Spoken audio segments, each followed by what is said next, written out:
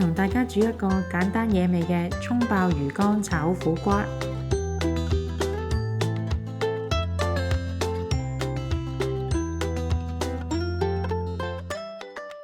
苦瓜去頭尾，去囊。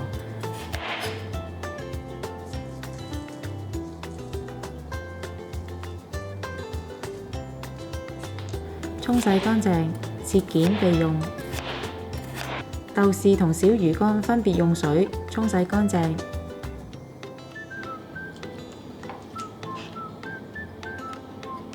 蔥切段，分開蔥白同青蔥部分。辣椒切片備用。預備一鍋熱水，先焯一焯苦瓜，去除青草味同苦味。盛起。加油落鑊，開中火燒熱後，先炒香豆豉，然後再落魚乾同蔥白爆香。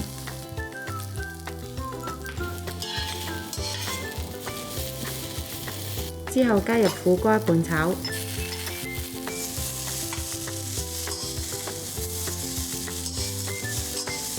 加入適量嘅水、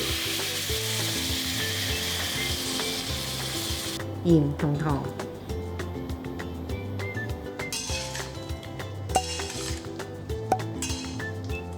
然後加蓋煮5至8分鐘，最後落辣椒同青蔥拌炒一下，咁就可以啦。